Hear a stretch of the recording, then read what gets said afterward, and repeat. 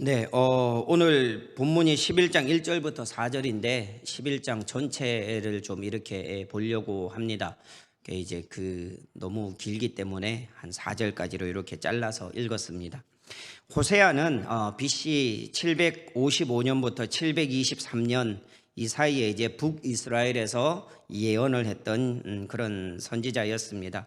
이 긴 활동의 시작은 북이스라엘이 이 여로보암 2세가 통치할 때, 그때 이제 왕위에 있을 때, 그때 이제 하나님께서 부르셨습니다. 그 중에 이제 말기 때, 그때부터 이제 예언을 시작한 것으로 보면 됩니다. 그때는 이제 이스라엘 역사상 가장 부강했던 시대 중에 한 시대였습니다. 남과 북으로 갈라져서 이 여로보암이 북이스라엘을 세우고 그렇게 이 20명의 왕조가 쭉 이렇게 왕들이 쭉 이렇게 내려오는 동안 부강했던 시대가 굉장히 강했던 시대가 두 가지 이 왕때가 있습니다. 하나는 놀랍게도 아합 왕때입니다. 아합 왕때 대단히 강했습니다. 그래서 한 부조를 보면은 아합 왕 시대에 그 외국에서 와서 조공을 바치는 그런 것이 이제 부조로 새겨져 있기도 합니다. 그러니까 이 아합 왕 때 굉장히 강력한 왕조였고, 그리고 또 오늘 우리가 보고 있는 이 여로보암 2세 때, 이때도 이제 굉장히 강력한 그런 나라를 이루었던 그런 시대였습니다. 그런데 성경을 보면은요, 자세히 그렇게 얘기하고 있지 않습니다. 이때는 굉장히 나라가 부강했다, 국방력도 대단했고 이 경제적으로도 부강했고 그러한 시대였다라는 것을 그렇게 설명하고 있지 않습니다. 성경은 거기에 관심이 없다는 것입니다. 성경에서 관심을 가지고 있는 것은 그들의 부강함이 아니라 그런 상황 속에서도 하나님 앞에 어떻게 살았는가, 그때 당시에 하나님과의 관계가 어떠했는가, 여기에 대해서 이제 성경은 관심을 가지고 기록을 하고 있습니다.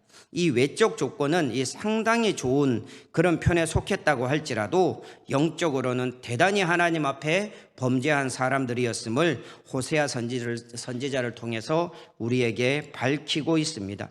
하나님께서 지금 이 시대의 사람들을 보는 안목도 동일합니다. 하나님은 지금의 우리를 보실 때도 어떤 시대에 살고 있는지, 나라가 얼마나 부강한지, 개개인적으로 얼마나 부강한지, 그리고 어떤 집에 살고 어떤 차를 몰고 얼마나 많은 연봉을 받으며 살고 있는가, 이런 것에 대해서 하나님은 별로 관심이 없습니다. 하나님의 관심은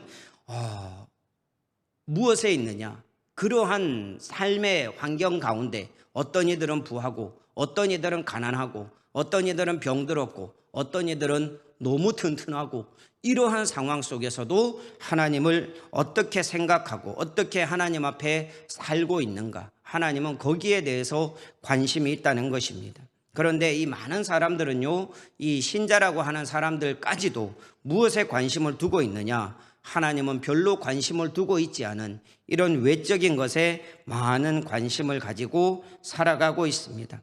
하나님은 정말 그런 데는 그렇게 크게 관심이 없으십니다. 하나님 앞에 우리가 어떻게 살아가고 있는가, 여기에 대해서 하나님은 가장 큰 관심을 가지고 계십니다. 신앙생활은 다른 것이 아닙니다. 하나님의 이러한 관심에 우리가 초점을 맞추어 살아가는 것, 이게 신앙생활입니다. 하나님은 여기에 관심이 있으니까 우리도 거기에 관심을 가지고 거기에 합당하게 살아가는 것, 이게 신앙생활입니다. 이것을 우리는 절대로 잊어서는 안 됩니다. 신앙이 좋다라고 하는 것은 하나님의 관심에 우리도 관심을 갖고 그 삶을 충실히 살아내는 것입니다. 그게 신앙이 좋은 삶입니다. 하나님이 관심도 없는 것에 우리가 관심을 쏟고 우리의 관심사만 열심히 추구하고 그것을 이루기 위해서 사는 것은 참된 신앙이 아닙니다. 하나님은 하나님의 뜻을 성경 속에 기록을 해 두었습니다. 하나님은 이 말씀을 따라 사는 사람, 그 사람을 하나님은 찾고 계신 것입니다. 우리가 하나님의 말씀을 잘 따라 사는가, 정말 신자라고 얘기를 하면서 나는 믿는다라고 얘기를 하면서 하나님의 말씀 앞에 어떠한 자세를 가지고 살고 있는가, 또 그렇게 하나님의 말씀 앞에 두려움을 가지고 경외하는 마음을 가지고 그렇게 살아가는 사람, 하나님은 그런 사람을 찾고 계신 것입니다. 하나님이 왜 선지자들을 보내셨습니까? 수백 년 동안 수많은 선지자들을 보내셨습니다. 왜 보내셨을까요? 하나님께서 일타강사로 돈 많이 벌고 잘 살고 어떻게 하면 출세하고 어떻게 하면 호요식하고 이러한 것을 알려주기 위해서 하나님께서 보내셨느냐? 그렇지 않습니다. 하나님을 떠나 자신들의 생각과 방법대로 사는 사람들을 향해서 하나님의 말씀과 뜻을 바르게 전달하고 그들이 바르게 믿기를 촉구하기 위해서 하나님께서는 선지자들을 보내셨습니다. 그런데 그렇게 많은 선지자들을 보냈음에도 불구하고 사람들은 어떠했느냐? 북이스라엘은 말할 것도 없고 이사야 선지자가 있었던 그 남유다의 백성들을 향해서도 이사야 선지자는 이렇게 얘기를 합니다. 이사야 5장 12절입니다. 그들이 연회에는 수금과 비파와 소고와 피리와 포도주를 갖추었어도 여호와께서 행하시는 일에 관심을 두지 아니하며 그의 손으로 하신 일을 보지 아니하는도다. 자기들의 이 잔치상, 밥상 이런 것에는 어떤 것이 올라가고 그리고 또 어떤 잔치를 할 때 얼마나 호화롭게 하고 이런 것들에 사람들은 관심이 많았지만 그러나 하나님의 일, 하나님께서 행하시는 일 여기에는 관심을 두지 않았다라고 그렇게 말씀을 하고 있는 것입니다. 이것이 남과 북이스라엘의 이 공통된 모습이었고 현대를 살아가는 수많은 사람들의 모습이기도 합니다. 하나님의 뜻과 하나님의 계획과 하나님의 생각과 마음에는 관심이 없고 자신들의 번영만을 쫓아 살았던 것입니다. 동서고금을 막론하고 그렇게 살았던 것입니다. 여기에서도 우리가 과연 예외일 수 있는지, 지금 제가 말씀드렸던 이 이스라엘 백성들의 삶과 그들의 삶과 우리가 다른 삶을 살아가고 있는지 우리는 우리 자신을 되돌아봐야 합니다. 이런 북이스라엘 백성들을 향한 하나님의 답답한 마음이 오늘 본문에서도 고스란히 나타나고 있습니다. 본문 1절과 2절을 보면 이렇게 말씀을 합니다. 이스라엘이 어렸을 때에 내가 사랑하여 내 아들을 애굽에서 불러냈거늘 선지자들이 그들을 부를수록 그들은 점점 멀리하고 바알들에게 제사하며 아로새긴 우상 앞에 분향하였느니라. 이렇게 말씀을 합니다. 이스라엘이 애굽에서 종노릇 할 때 하나님께서는 그들을 불러내셔서 하나님의 백성으로 삼으셨습니다. 그리고 그들과 더 좋은 관계를 맺고 친밀하게 되기 위해서 하나님의 뜻을 밝히 알기 위해서 선지자들을 보내셨습니다. 그런데 이스라엘 백성들은 어떻게 했느냐? 읽은 말씀에 선지자들이 그들을 부를수록 그들은 점점 멀리했다. 이렇게 말씀을 하고 있습니다. 이스라엘 백성들은 하나님을 떠나서 우상을 섬기면서 살았습니다. 그렇게 살아온 것이 수백 년입니다. 그런데도 늘 배반과 배신을 당하면서도 하나님은 그들을 포기하지 않으셨다라고 우리에게 11장을 통해서 가르쳐 주고 있는 것입니다. 본문 3절에서는 이렇게 말씀합니다. 그러나 내가 에브라임에게 걸음을 가르치고 내 팔로 안았음에도 내가 그들을 고치는 줄을 그들이 알지 못하였도다. 에브라임은 원래 북이스라엘을 지칭할 때 쓰는 그런 대표적인 지파로 그렇게 에브라임아 이렇게 얘기를 합니다. 그런데 여기에서 말씀하고 있는 에브라임은 북이스라엘만을 지칭하는 것이 아니라 남유다 백성들을 포함한 모든 이스라엘 백성들에게 말씀하고 있다라고 보시면 되겠습니다. 물론 거기에 우리도 포함이 됩니다.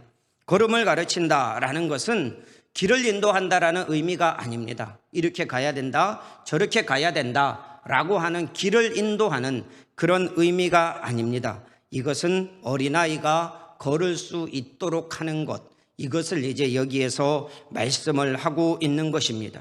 애굽에서 나와서 광야 생활을 하고 그리고 가나안에 들어가서 한 나라를 세우고 그것을 이루어가는 일련의 과정들, 이것을 마치 걷지 못하는 아이가 일어나서 걷는 과정에 비유를 한 것입니다.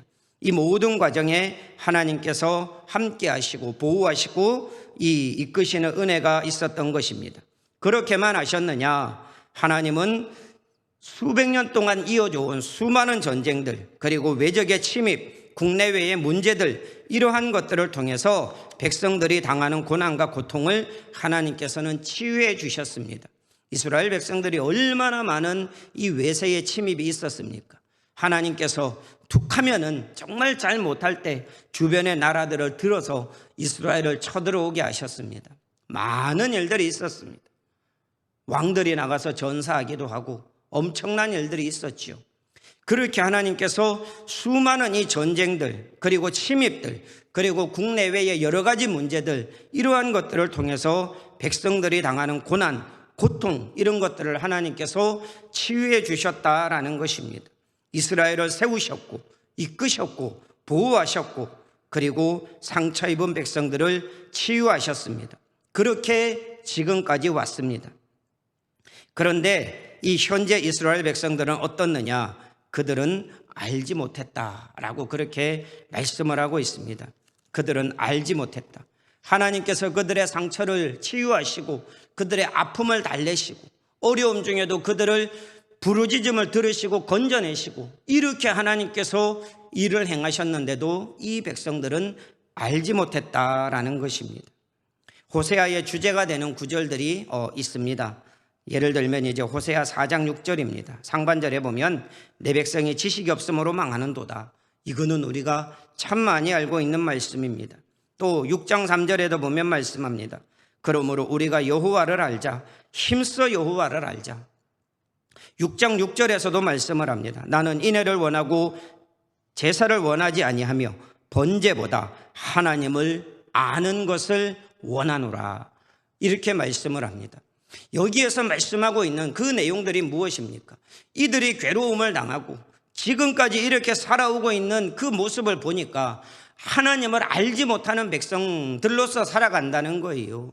하나님께서 지금까지 이렇게 말씀드렸듯이 1, 2절, 3절에서 말씀하고 있는 것처럼 그렇게 하나님께서 이들을 일으키셨고 이끌어 오셨는데 이 사람들은 알지 못한다는 거예요. 그렇게 살아 역사하시는 하나님을 알지 못하기 때문에 이 백성들은 망하는 것이다. 하나님은 정말 우리에게 무엇을 원하느냐? 하나님을 알기를 원한다. 하나님을 알기를 원한다. 이거는 무엇보다, 번제보다, 제사보다 더 하나님을 아는 것을 원한다라고 하나님은 그렇게 말씀을 하고 있는 것입니다. 하나님을 알기 위해서 어떻게 해야 되느냐? 호세아는 또 이렇게 얘기합니다. 6장 1절입니다. 오라, 우리가 여호와께로 돌아가자. 여호와께로 돌아가자. 이거 외에는 하나님을 알 수 있는 길이 없다는 거예요. 아무리 세상에 많은 것들을 둘러보고 어떠한 것들을 본다 할지라도 거기에서는 하나님을 알 수 없어요. 이 사람들은 거기에서 하나님의 존재를 인정하지도 않습니다. 오직 이들이 하나님을 알 수 있는 길은 하나님께로 돌아오는 것입니다. 돌아오는 것. 이거 외에는 방법이 없는 거예요. 하나님을 알자. 하나님은 하나님을 아는 것을 원하신다. 하나님이 이렇게 지금까지 은혜로 이렇게 이끌어 오셨고 베풀어 오셨는데도 너희는 하나님을 알지 못한다. 하나님을 알기 위해서는 하나님께로 돌아가야 된다. 이렇게 계속해서 여기까지 앞에서부터 말하고 있는 것입니다. 그런데 이들의 반응이 어떻습니까? 읽지는 않았지만 5절 중반절에 보면 이렇게 말씀합니다. 내게 돌아오기를 싫어하니. 그리고 심지어 6절에서는 이렇게까지 말씀합니다. 내 백성이 끝끝내 내게서 물러가나니 비록 그들을 불러 위에 계신 이에게로 돌아오라 할지라도 일어나는 자가 하나도 없도다. 하나님께로 돌아오라고 그렇게 말씀을 하는데 이 사람들은 계속해서 물러간다는 거예요. 물러간다는 거. 그리고 돌아오라고 그렇게 외치는데도 일어나는 자가 하나도 없다. 그렇습니다. 맞습니다. 우리가 하나님을 알기 위해서 하나님께로 돌아가야 합니다. 하나님께로 나아가야 합니다. 이렇게 자원해서 일어나서 하나님 앞에 나아가는 사람이 한 사람도 없다는 것입니다. 얼마나 영적으로 깜깜하고 안타까운 시대인지 우리가 이 말씀을 통해서 볼 수가 있습니다. 이게 이스라엘의 비극입니다. 경제적으로는 번영하고 국방력도 대단히 강하고 백성들의 삶은 평안합니다. 한마디로 잘 살고 있습니다. 그런 그들에게 문제는 그들이 하나님을 알지 못한다는 것입니다. 이것은 단순히 지식의 문제는 아닙니다. 이 사람들이 이 조상들에게 이끌어 오시고 또 그리고 그렇게 지금까지 이들을 이끌어 가시는 그 하나님을 경험적으로 알지 못하는 것입니다. 경험적으로. 이들이 하나님을 모르겠습니까? 선지자들이 날마다 와가지고 하나님을 외칩니다. 하나님께로 돌아와야 됩니다. 하나님은 이런 분이십니다. 하나님을 모를 수가 없어요.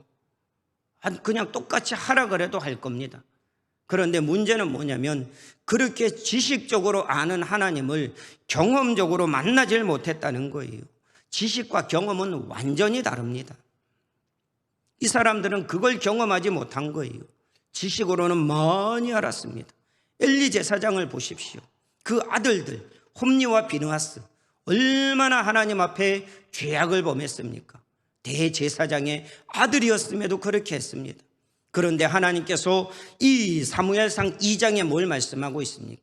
그들은 불량자라, 여호와를 알지 못하더라, 이렇게 말씀을 하고 있습니다. 이전 성경에 그렇게 되어 있어서 제가 그걸 외우고 있습니다. 그들은 불량자라, 히브리어로 벨리알의 아들들이라는 뜻입니다. 벨리알은 우상입니다. 우상의 아들들이다. 대제사장의 아들이 어떻게 우상의 아들들이 될 수 있겠습니까?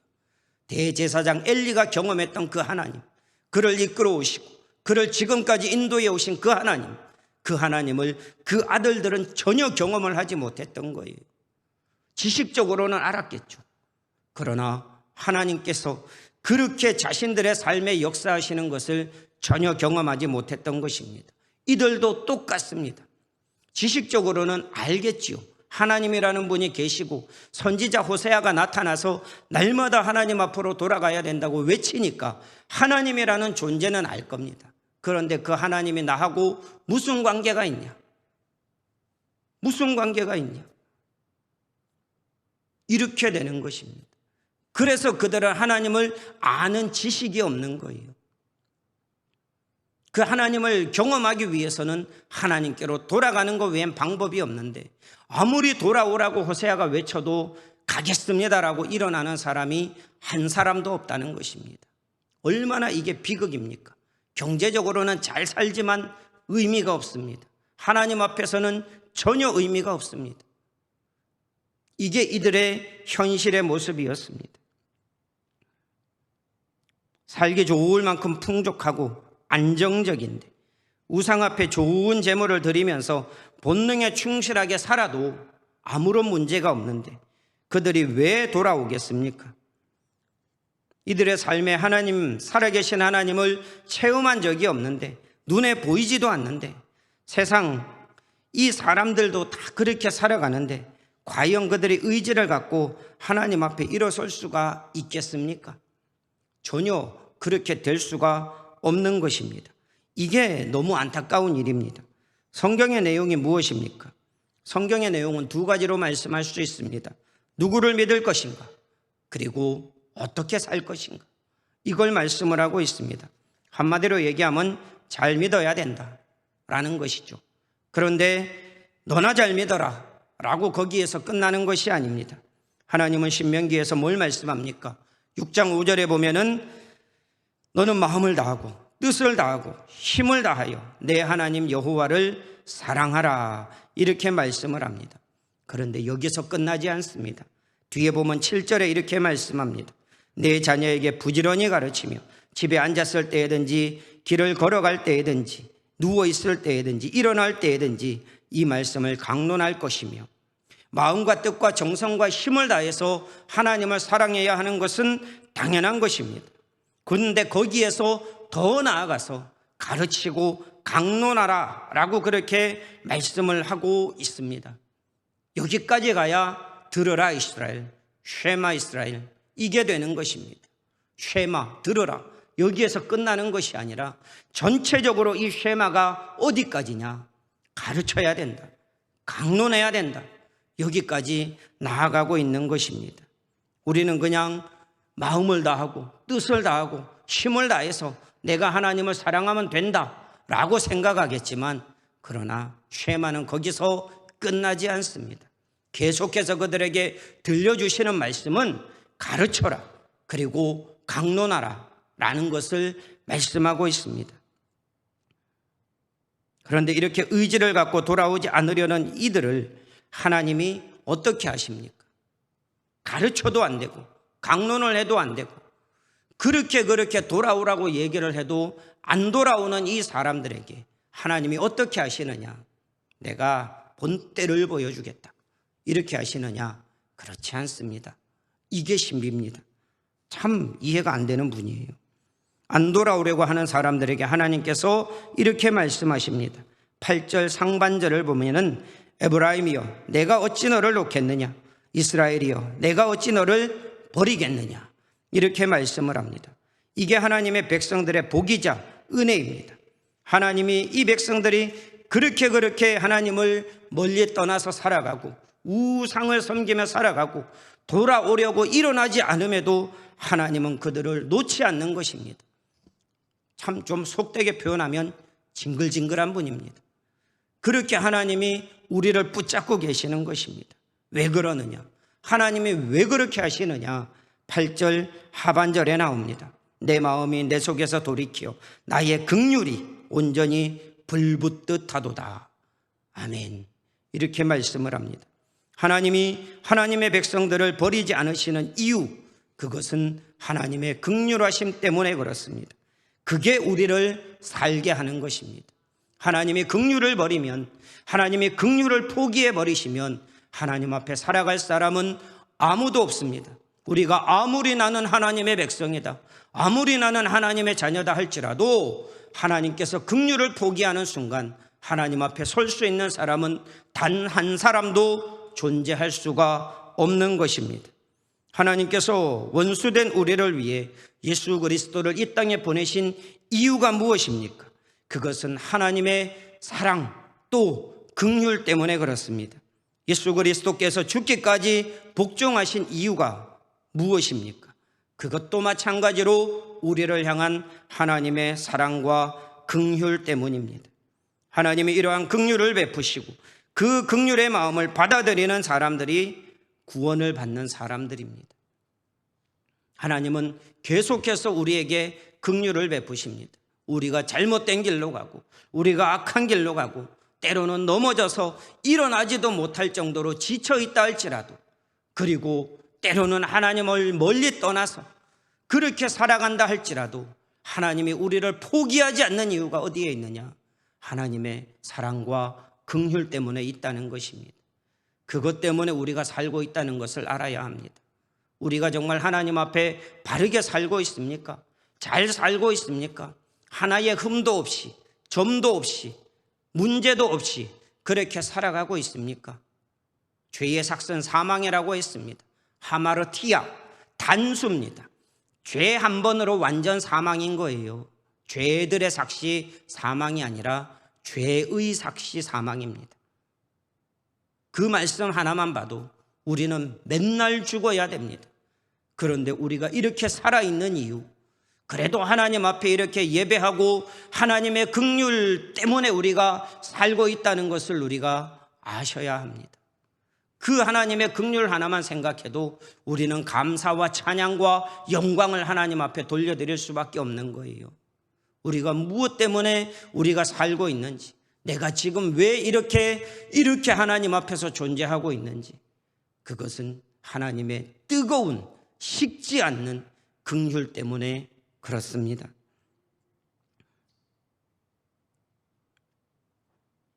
이 하나님의 긍휼의 마음, 이것을 끝까지 거부하는 사람들, 그들은 소망이 없습니다. 그러나 우리는 하나님의 긍휼이 얼마나 크고 하나님의 그 사랑이 얼마나 대단한지 우리는 알고 있습니다. 로마서 8장에 뭘 말씀합니까? 사망이나 권세들이나 천사들이나 그 어떤 세상의 것들도 뭘 말씀하고 있죠? 우리를 향한 그리스도의 사랑에서 끊을 수 없다라고 말씀합니다. 가장 강력한 은혜와 사랑, 그게 우리를 붙들고 있는 것입니다. 그게 우리를 살게 하고 우리를 존재하게 하고 그게 지금의 우리를 만들어가고 있는 것입니다. 그 사랑을 깨달아 알수록 우리는 더 하나님 앞에 영광을 돌리고 하나님께서 원하시고 기뻐하시는 삶을 살아야 하는 것입니다. 이 백성들은 하나님을 바르게 알지 못했습니다. 하나님의 그 사랑을 경험하면서도 그 사랑 가운데 살고 있으면서도 그것을 알지 못했습니다. 하나님은 그것을 너무 답답해 하십니다. 우리는 그렇지 않느냐 말입니다. 하나님이 날마다 우리를 보호하시고 하나님이 우리를 날마다 지키시고 은혜를 베풀어 주시는데 우리가 마치 잘난 듯이, 우리가 뭔가를 잘해서 그런 듯이 그렇게 우리가 착각하면서 살고 있는 건 아니냐 말입니다. 우리는 하나님 앞에 내어놓을 수 있는 게 아무것도 없습니다. 그 어떤 것도 하나님 앞에 내어놓고 보십시오, 내가 이렇게 했습니다 라고 할 수 있는 게 없다는 것입니다. 그럴수록 우리는 겸손해져야 하는 것이고, 그럴수록 우리 앞에 하나님은 더욱더 높아져야 하는 것이고, 그런 것입니다. 하나님은 지식 속에 갇혀 계신 분이 아닙니다. 우리가 아는 것이 다가 아닙니다. 하나님은 우리의 지식을 넘어 계시고, 그나마 우리가 말씀을 통해서 알고 있는 것, 그리고 좀 경험을 통해서 알고 있는 것, 그게 우리가 하나님을 아는 것입니다. 그 지식, 이것을 이 삶 가운데 경험으로 나타내시는 분이 하나님이십니다. 하나님은 우리가 그렇게 삶 가운데 역사하고 계시는 하나님을 만나기를 원하십니다. 내가 이렇게 한다, 너 지금까지 이렇게 살아왔어, 그건 나의 은혜 때문이야. 내가 너를 보호했기 때문이고, 내가 너를 돌봤기 때문이고, 내가 너를 이끌었기 때문이야. 그것을 알기를 원하신다는 거예요. 이스라엘 백성들은 그걸 몰랐어요. 우리가 그 하나님의 은혜를 모르면 이 사람들하고 다를 바가 없다는 것입니다. 우리는 이 말씀을 들어야 되는 거죠. 이스라엘 백성들처럼 니네가 지식이 없으니까 망하는 거예요. 너희는 하나님 앞으로 돌아와야 돼. 우리는 이 말씀을 들어야 하는 것입니다.